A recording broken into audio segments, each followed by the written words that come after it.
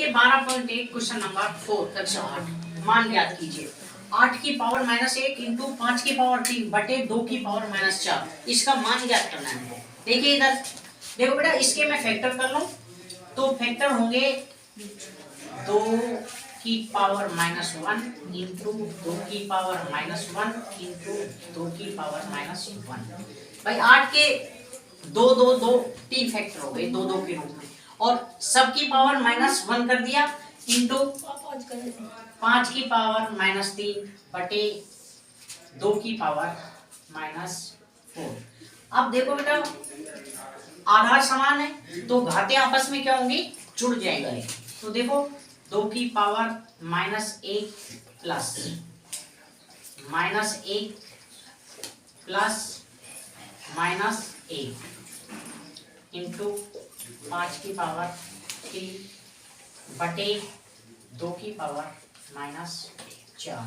अब ध्यान दो बेटा, इसको खोलूंगा मैं तो देखो 2 की पावर प्लस इंटू माइनस किया तो माइनस, 2 की पावर -1 एज इट इज आ जाएगा ये, तो फिर प्लस इंटू माइनस किया तो -1, फिर प्लस इंटू माइनस किया तो -1 इंटू 5 की पावर 3 बटे 2 की पावर -4। अब देखो बेटा आगे 2 की पावर -3, देखो 2 की पावर -3। अब देखो इसको भी कहाँ ले आओ, ऊपर ले आओ।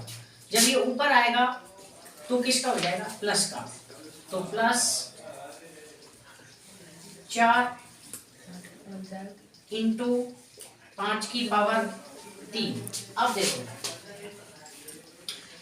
3 तो माइनस का है, 4 प्लस का है, तो 2 की पावर 1 बचा ना, 2 की पावर 1 इंटू 5 की पावर 3 बराबर, देखो 2 की पावर 1 का मतलब 2 इंटू 5 की पावर 3, 5 इंटू 5 इंटू 5 बराबर, देखो बेटा 25 25 125 125 दूना 250। यही आपके क्या है आंसर। अब देखो बेटा दूसरा सवाल, 5 की पावर -1 इंटू 2 की पावर -1 ब्रैकेट 1 इंटू 6 की पावर -1। तो ध्यान दो बेटा, इसको सोल्व करेंगे तो देखो 5 की पावर -1 इंटू 2 की पावर -1।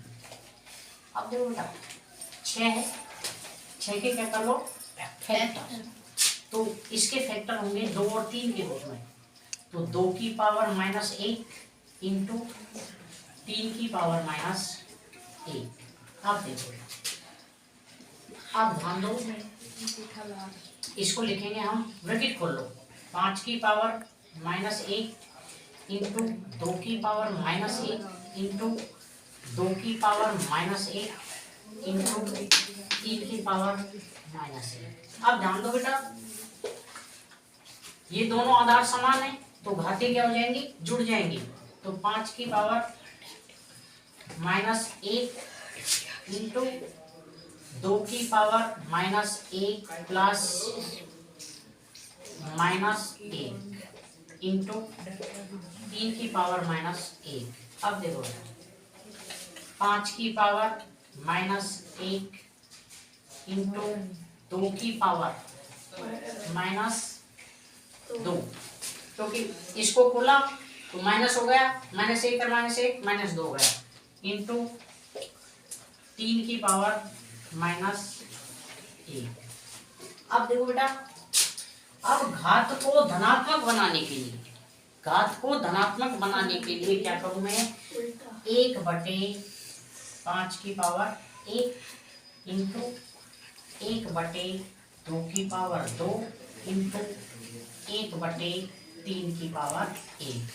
अब देखो बेटा बराबर 1/5 की पावर 1 का मतलब 5 इंटू 1/2 की पावर 2 का मतलब 4 इंटू 1/3 की पावर 1 का मतलब 3। अब देखो बेटा इन सब का गुणा हो जाएगा तो 1 इंटू 1 इंटू 1 करेंगे तो 1/5 × 20 20 दिया 60 तो 1/60 इसका मान आ जाएगा। ओके बेटा।